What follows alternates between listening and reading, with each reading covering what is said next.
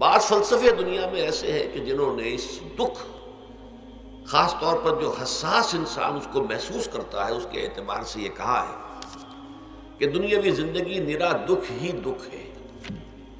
آپ کو معلوم ہے کہ تعداد انسانوں کی بہت بڑی تعداد ہے جو بدھ مت کی پیروکار ہے، اور بدھ مت کا کلمہ طیبہ یہ ہے، یعنی یہ ان کا اصل الاصول ہے، جیسے ہمارے دین کا اصل الاصول ہے لا الہ الا اللہ محمد رسول اللہ، کلمہ طیبہ۔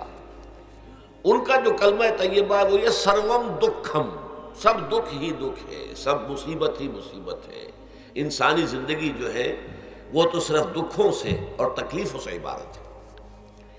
اسی کو غالب نے بھی کہا ہے، آپ نے یہ شعر غالب کا میں نے بہت سے دروس میں سنا ہوگا کہ قید حیات و بند غم اصل میں دونوں ایک ہیں۔ یہ قید حیات ہے، ابھی آپ حدیث سن رہے تھے الدنیا سجن المومن، مومن کے لیے یہ دنیا کی زندگی جو ہے جیل خانہ ہے، یہ قید ہے، قید حیات ہے۔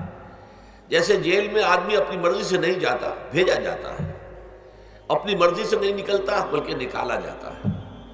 اسی طرح لائی حیات آئے قضا لے چلی چلے، اپنی خوشی سے آئے نہ اپنی خوشی چلے۔ تو دنیا کی زندگی جو ہے وہ واقعتاً ایک اعتبار سے قید خانہ ہے۔ قید حیات و بند غم اصل میں دونوں ایک ہیں۔ جب تک یہ زندگی رہے گی غم بھی لگا رہے گا، تکلیفیں لگی رہیں گی، مصائب آتے رہیں گے، انسان کو دکھوں کا سامنا رہے گا، واسطہ رہے گا۔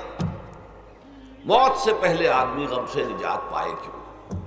ظاہر بات ہے جب تک زندگی ہے تو غم ہے، تو موت سے پہلے نجات نہیں مل سکتی۔ اگرچہ اس کے بعد کا اگلا مرحلہ جو ہے، جو حقیقت کو جاننے والے ہیں وہ تو جانتے ہیں کہ اس کے بعد تو غم کا اور بڑا کڑا مرحلہ آنے والا ہے۔ اب تو گھبرا کے یہ کہتے ہیں کہ مر جائیں گے، مر کے بھی چین نہ پایا تو کدھر جائیں گے۔